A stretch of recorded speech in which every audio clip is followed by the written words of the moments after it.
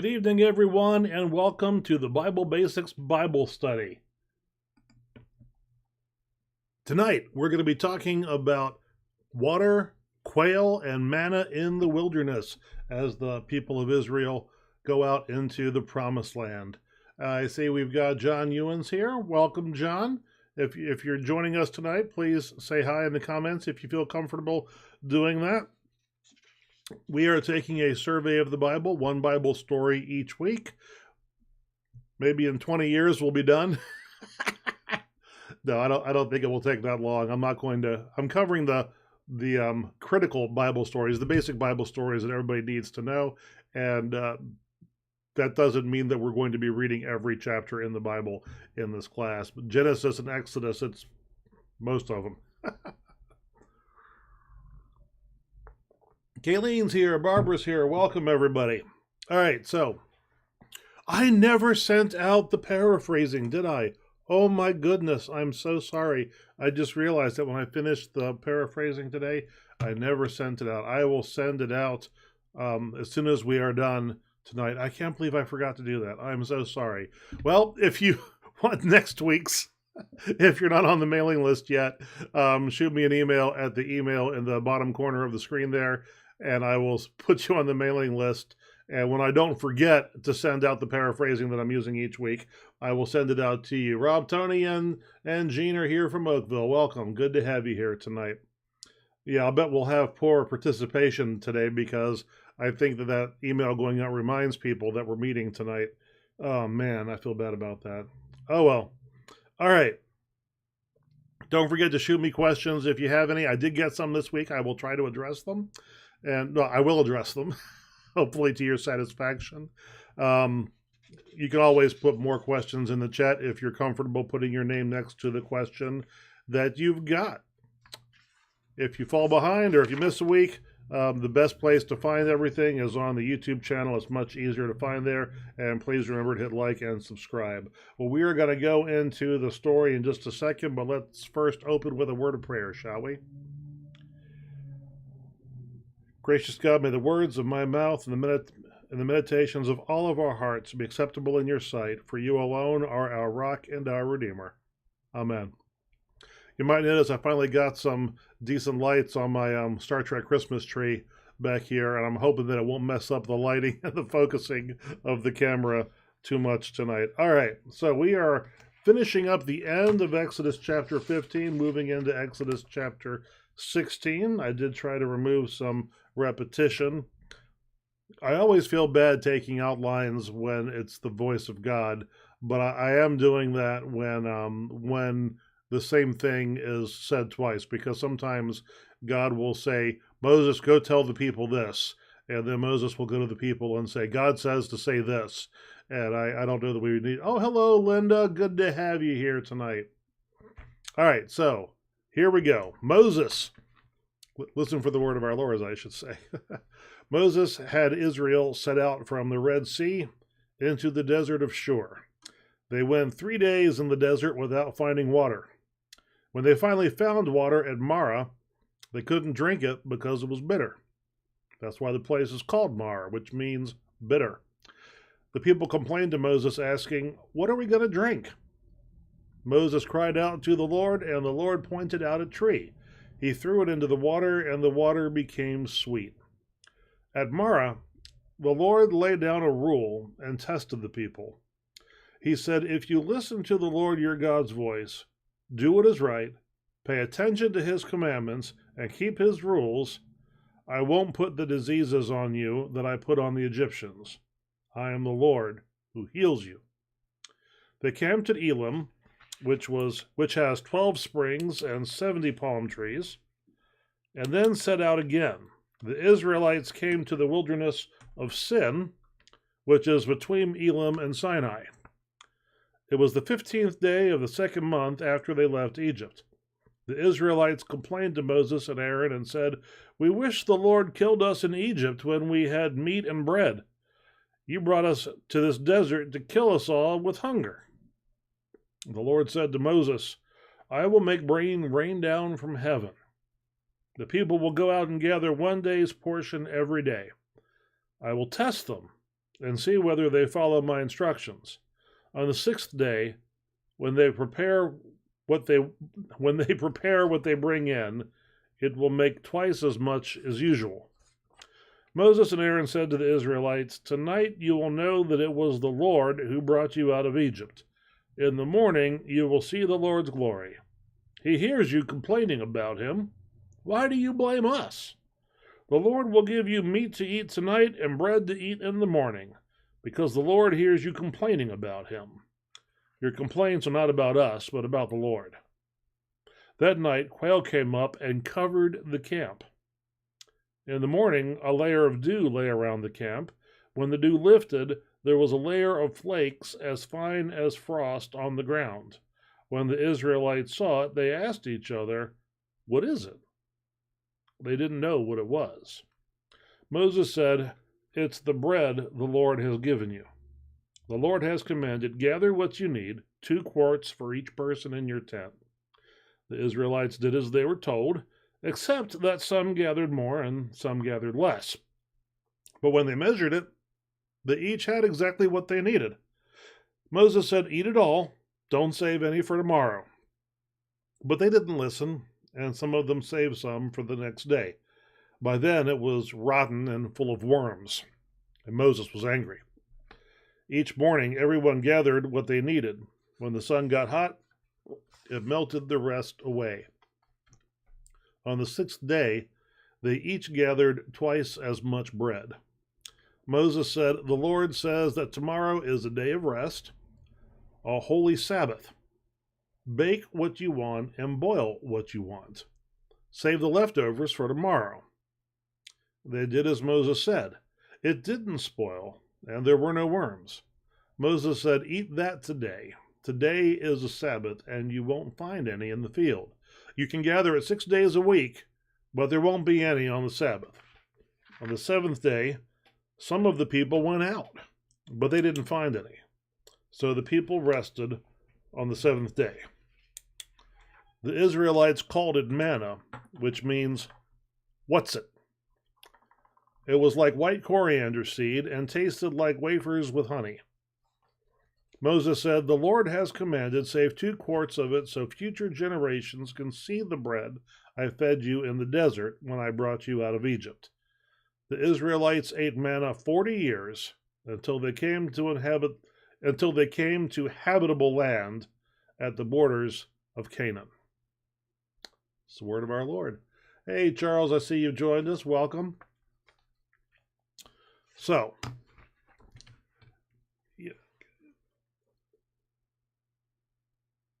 knowing what Mara means, I wonder why anybody would name a kid Mara. And yet people do name their kids Mara. But it's usually a girl's name.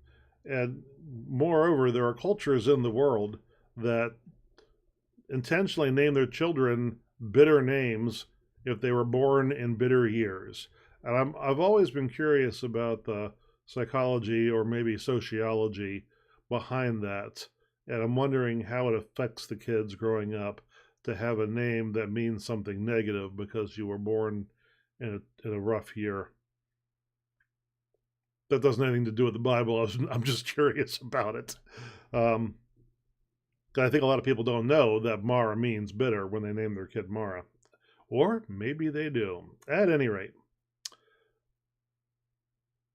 So the thing that strikes pastors the most about this passage is the way the Israelite people are longing to go back to Egypt. This nostalgia is something that we encounter in our ministries. We're often hearing people talk about the glory days of the congregation or the glory days of the denomination or even the glory days of the country. And I know I've talked about this before, and I don't want to belabor the point tonight. So there is a basic human tendency to remember things as being better than they were. And it's helpful to the degree that it helps us make peace with the past when sometimes the past was challenging. It's not helpful if it becomes nostalgic and it prevents us from moving forward. The Israelites are remembering fondly a time when they were slaves in Egypt, right? And and people sometimes still do that today. We look back at previous times in history and think, oh, things were better then, but things were not better then. And we need to be reminded sometimes that things have gotten a lot better in a lot of ways, and sometimes it isn't obvious, and you actually have to do some digging to prove that things are not what they seem necessarily today, or were not what they seemed in the past. I know that several of the congregations I have served back in the 50s were huge. Now, some of them were very small back in the 50s. Don't get me wrong.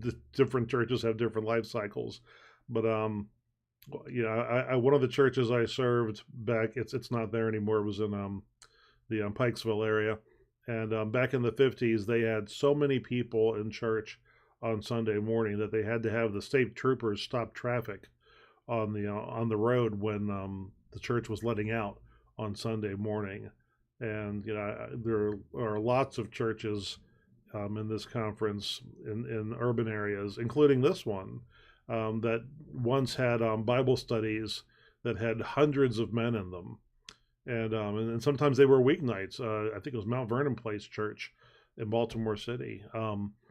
Back in the 50s, had a men's Bible study that met on Wednesday nights, and they would have 350 people show up for a men's Bible study on a weeknight. It's hard to fathom that now, but the studies have shown, we've got data on this. If you look at the religious convictions of people during that time period, and you compare them to their lifestyles outside of church, and if you look at their own self-reported religiosity as far as spiritual disciplines were concerned, it's pretty clear that the huge majority of those folks who were attending church so often and religiously back in the 50s were doing it because it was a cultural expectation, and because it was a social outlet for them. It does not necessarily mean that our country is less religious now today than it was back then. Now, I think we are less religious today, but those numbers are very difficult to come by because the questions mean different things to different people. At any rate, my point in that is that the golden days of packed churches in the 50s, first of all, they were an anomaly. If you look at the numbers from the 1900s, they're comparable to today. The late 18th century, early 19th century, people attended church at only slightly less rates than they do today. The 50s really were an anomaly.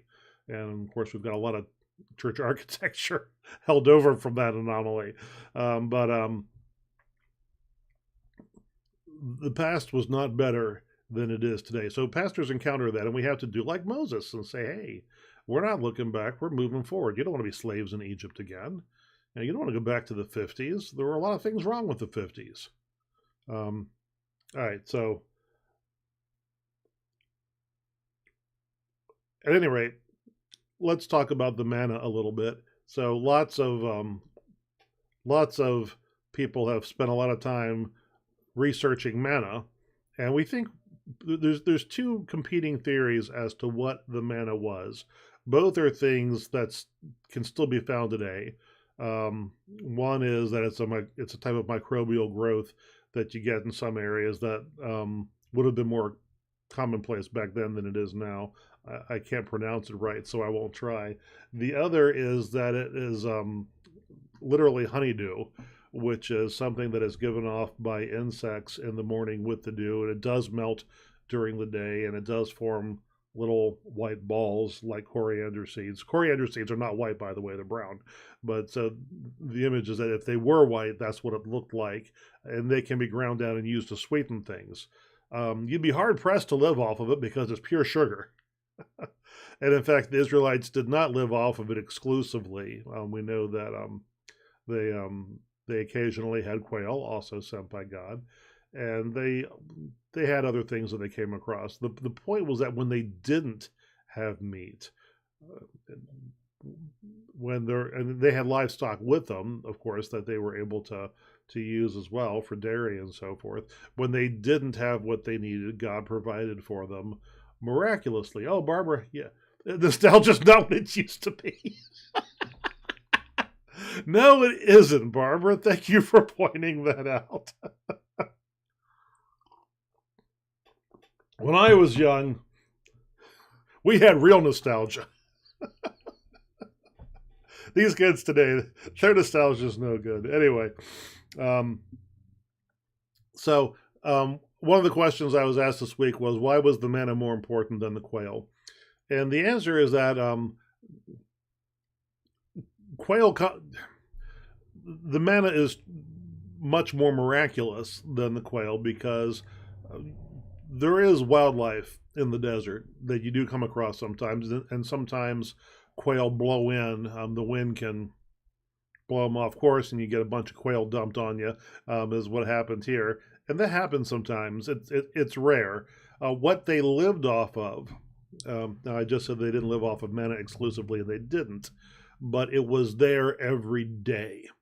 And that's sort of the point of the story, was that God provided for them every day. Sometimes they got meat for a treat. They had probably some dairy. I'm not sure if the adults could process dairy. I don't, most people as adults globally cannot process dairy. I don't know if they could or not back then, but God provided for them on a daily basis the things that they needed to stay alive. So that's why the manna is more important than the quail, because the manna was truly seen as being something that was both miraculous and ever present. So that, whereas the quail was sporadic, and everybody had seen quail before. They had never seen manna before. Manna was completely new to their experience. And although it is still there today and observable today, not in the amount that is described in the stories here. And it's also the fact that the manna is described as being miraculous, and that everybody always had exactly what they needed, regardless of how much they collected. That you were not able to hoard it. God prevented people from hoarding it. Except when they needed to hoard it. One day a week they were allowed to bank it for the next day for the Sabbath. But if you tried to keep extra any other day, and the idea is that if it's not the Sabbath, and you're going to be able to harvest manna tomorrow, if you're harvesting it today more than you need, that's showing that you. Oh my goodness, we got some spam. Beautiful girls here, beautiful girls here, beautiful girls here. Oh my goodness.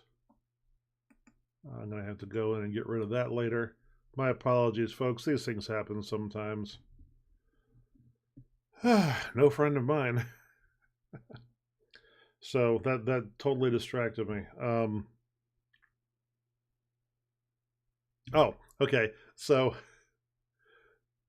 the people, God tested the people when he said, collect no more than you need for the day, to see if they really trusted him to keep providing every day in and every day out. And we'll come back to that in just a minute. What is this?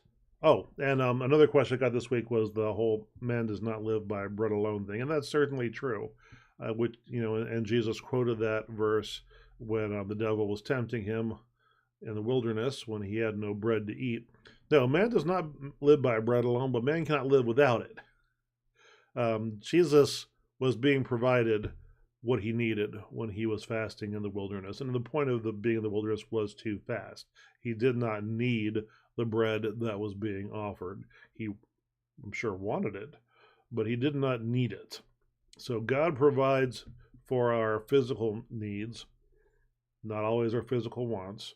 God provides for the physical needs, but we need beyond that. We've got spiritual needs as well. We've got physical health, we've got mental health, we've got spiritual health, and we need to pay attention to all of that. Having our physical needs met does not make us whole. and people don't always recognize that. I saw a great thing today on one of the accounts I follow. It said that if you're feeling sad today, to get a sense of perspective, go outside and start jogging. And it will give you perspective because you'll quickly realize that your mental health is far better than your physical health. I thought it was funny. Anyway, all right. Yeah.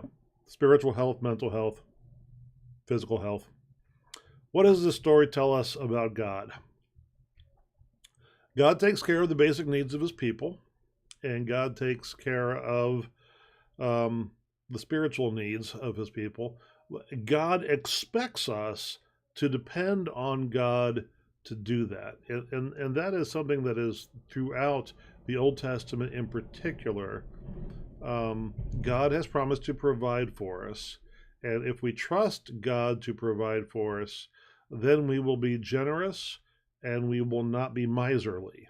And miserly can mean that we don't share, but it can also be in this case that we hoard up things that we don't actually need because we are fearful of the future. Now, some of us, I don't know if there's anybody left now that lived through the Depression, at least not as adults. My grandmother lived through the Depression as an adult, but she claimed she didn't know we had a depression because she was young and married and in love, and her husband didn't lose his job, and she was just happy. The rest of my grandparents remember the Depression pretty well.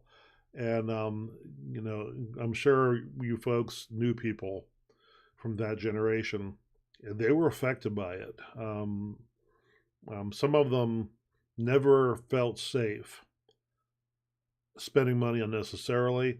Some of them did things that were kind of odd when it came to money. They didn't trust banks. Some of them, they'd stick money in books. Um, you know, being fearful about the future and being provided for in the future can lead us to do some things that are not even good for us, let alone things good for not good for us and not good for other people. So God expects us to expect that God is going to take care of us. What does the story tell us about ourselves, though? To get one more thing about the Depression, and also before that, of course, we had Prohibition. A friend of mine, when his grandmother died, he helped clean out the house. And they found out that she had been stockpiling bourbon her entire life. They knew that she drank. She wasn't exactly a drunk. She probably drank more than she should. But she had alcohol hidden all over the house. In particular, she had a secret closet under a staircase that you had to slide a panel to find. It's a miracle they found it. But she had more bourbon stockpiled, stuff that was ancient, stuff in the old American system, ounce bottles instead of milliliter bottles, stuff with the old Maryland tags on them, sales tax on them, stuff going way, way, way, way, stuff that wasn't in production anymore, more than she could ever have hoped to drink in her life. Because of the Depression and Prohibition before that, she did not trust that she would always be able to have bourbon. And she stockpiled more than, I don't know what he ended up doing with all of it. I mean, it was so much that the whole family collectively said, we'll never be able to drink all this. Yeah, God doesn't like that. God, I was setting aside the whole alcohol thing. God doesn't like us stockpiling things like that because those resources could be used for other things that benefit people here and now. All right. Retirement funds are a different thing, by the way. Okay, retirement funds serve a purpose, and if we're smart about them, then if there's money left at the end, then that money gets used productively for something. All right, what does this tell us about ourselves? We like to hedge our bets. God gives us a plan, and we say, okay, God, that's great. I'm going to follow your plan, but I'm going to have a backup plan just in case your plan doesn't work. Now, that sounds really sacrilegious when we say it out loud like that, and we don't generally say it out loud like that, but we think like that, at least subconsciously. And of course, it also tells us that we don't just want God to provide for our basic needs. We want God to provide for our wants, and we can get protective of our resources if our wants aren't being met, not just our basic needs being met. So, what does this story? What does the story tell us about our relationship with God and our relationships with each other? And that's a good question. I can expand on that question. All right, clearly, if we don't trust God, that's going to impact our relationship with God. If we don't trust each other, that's going to impact our relationships with other people, and it's going to lead us to behave in some strange ways. The question I'm wondering is, if we don't trust God, how does that impact our relationships with other people? And if we don't trust people, how does that impact our relationship with God? I'm not sure. I'm confident that it does. I'm not sure that I can answer that question, though. I'd love somebody to study it. If any of you have any thoughts on that, please put them in the comments. I'm quite convinced that being pessimistic about human nature has an effect on our understanding of God and our relationship with God, and vice versa. I'm pretty confident about that, and it can't possibly be a positive influence. All right, so this whole thing about manna and God providing and scarcity of resources versus plentiful resources. Uh, these are things that influence the way we live our lives, and the way our public policy plays out. I was listening to a debate on NPR a couple of years ago. It was about history, and it was posited that there is a difference between the way liberals and conservatives view history. The theory that these guys were arguing was that conservatives believe that history repeats itself. So we need to be ever vigilant in seeing how patterns that have happened in the past are replaying in the future so we don't make mistakes of the past. Whereas they were saying, liberals, on the other hand, and this was a liberal argument, liberals believe that history does not repeat itself, that nothing ever plays out the same way twice, that we should not be so concerned about patterns repeating themselves. So, for example, they would say just because a communist regime committed crimes against humanity 100 years ago, that doesn't mean that a new communist regime would do the same thing today. So we don't need to be concerned about that, whereas a conservative would have a different take on that. They say human nature doesn't change. When people have the ability to abuse power, they're going to take it, and we can learn about that from. And so I think probably they both have a point there. They both have a point because there are things that happen that seem to be singularities. They're called black swan events. Sometimes things happen that have never happened before. Nothing comparable to it has ever happened before. Nothing like it will ever happen again. And it changed the course of the world, but we could not have predicted how it would do that. And it might be fun to study it to see how it changed the course of the world, but it's not going to happen again. Something else unprecedented is going to happen at some point in the future and change the world in a different way. Yeah, that's absolutely true. I would never question that. But most events are not black swan events. Most events do have parallels to previous time. Well, now how does that affect resources? Well, how we view these things can affect the way we share or don't. It can affect the way we look at public policy. A similar argument was made in Quail recently. Some people consider Quail to be a conservative journal. It is not at all. I don't know. Anybody who thinks it is doesn't know Quail or doesn't know conservatism. Anyway, conservatism.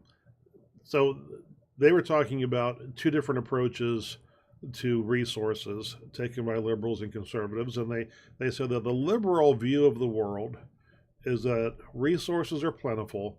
There's more than enough to go around. And since there's more than enough to go around, there's well more than everybody needs for their basic necessities. That being the case, our primary focus should be equitable distribution of resources. If we had scarcity of resources, then maybe that would not be the case. But since we have plentiful resources, there's no reason that everybody shouldn't have enough. And that should guide our public policy. Whereas a conservative approach to resources would say that that's all an illusion, that there is not enough to go around, that resources are scarce. They might be flexible over time, but in the short run, they're not. And there's always greater need than there is availability of pretty much everything. So therefore, equity is not desirable because the fact is, they would argue that some people are more important to the survival of everyone than others. And we need to ensure that those people that ensure the survival of everybody else, we need to make sure that they have at least adequate resources first before anybody else does. That's a conservative argument, okay? And this has to do with, do we have whether or not, how confident we are that God will provide. And Quillet's editorial board said that they thought that a rational compromise would be to say that we should be liberal with our resources when we can be, but conservative when we must be. That sounds perfectly reasonable, but everybody's going to view that subjectively.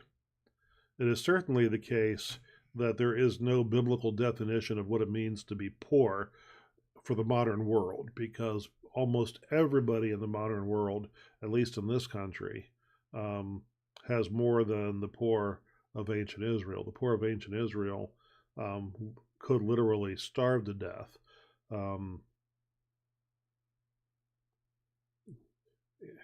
I don't mean to be callous when I say this, but we are blessed to live in a country where most of the homeless people are overweight. That's not the case everywhere, clearly. All right.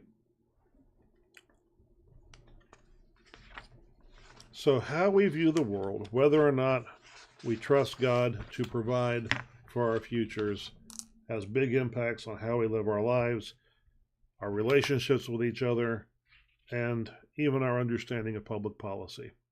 All right, so moving on from the Bible story into news. This is going to be exclusively Methodist news tonight. I'm going to give you an update on something that we talked about last week. We talked about how there were, I now know, 4 annual conferences held special sessions to allow churches to disaffiliate, and various journalism groups are trying to keep a tally on everything.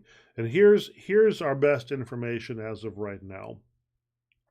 Over the past couple of years, 1,314 congregations have withdrawn from the United Methodist Church. Not closures. These are all functioning churches that have withdrawn from the United Methodist Church, either to join the new Global Methodist Church or to be independent. Far more becoming independent than people anticipated. To put that in perspective, there are 30,000 United Methodist churches in the United States alone. So we're talking about 4% of our churches have withdrawn. However, there are geographic concentrations. So, as I said a couple of weeks ago, North Carolina took a shellacking, really. They lost 32% of their churches, which equaled 22% of their membership, which tells us that most of those congregations that left were actually pretty small. If 32% of their congregations accounted for only 22% of their membership, that means on average larger churches stayed with the denomination. Now, the sad thing is that what we're finding in these conferences that had big exoduses, it appears to be that the conferences that are losing small number of churches, the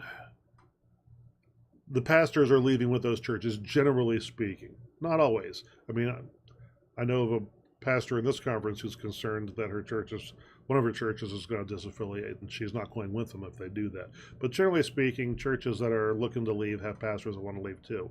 Well, in North Carolina and in Arkansas, that was not necessarily the case.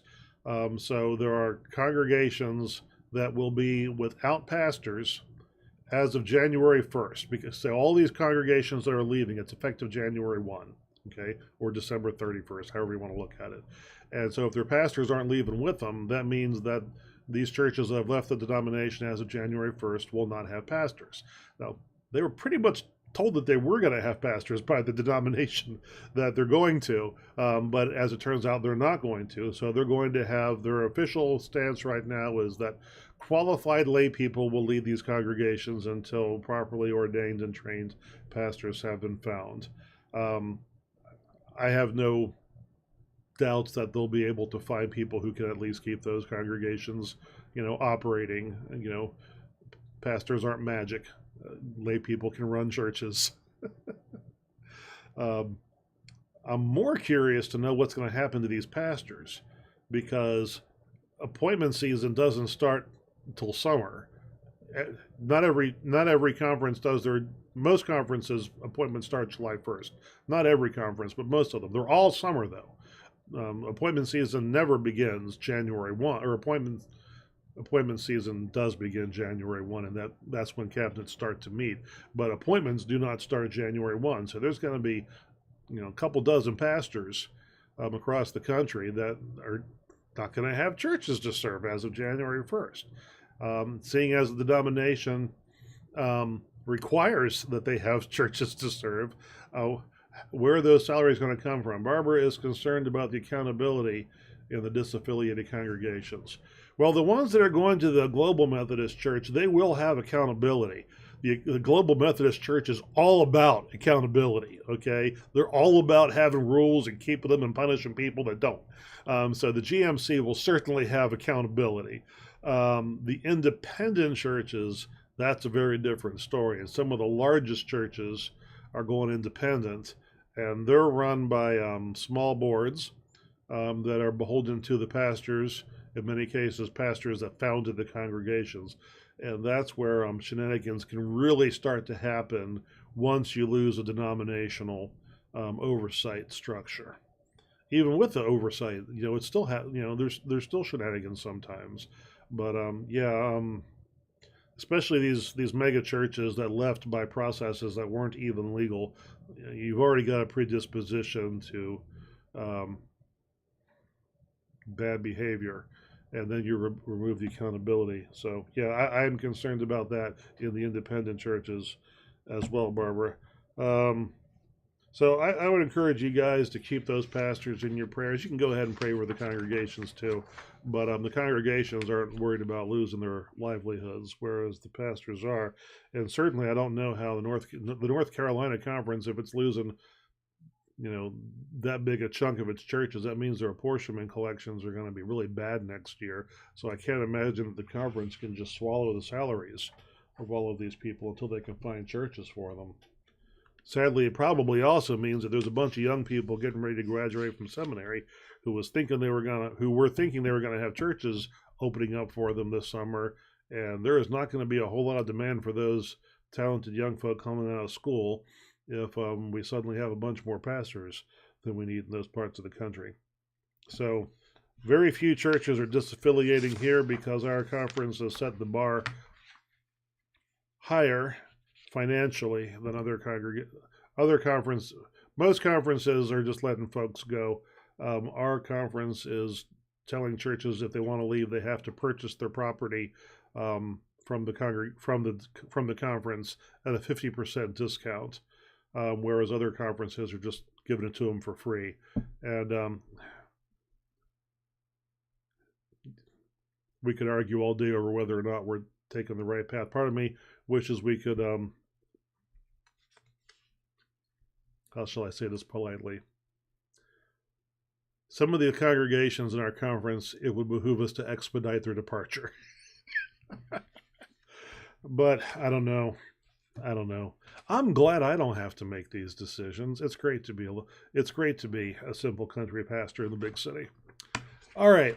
that is all I have for you tonight, folks. Don't forget, we are in the season of Advent, not Christmas. So, pretty soon, various radio stations are going to be saying, we're counting down the 12 days of Christmas. And they're not, because Christmas starts December 25th.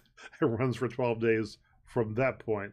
So have a blessed Advent, everybody. Here at Otterbein, we're going to be having a Blue Christmas service on the 21st. We're going to be having a children's program the evening of Christmas Eve, 6 o'clock.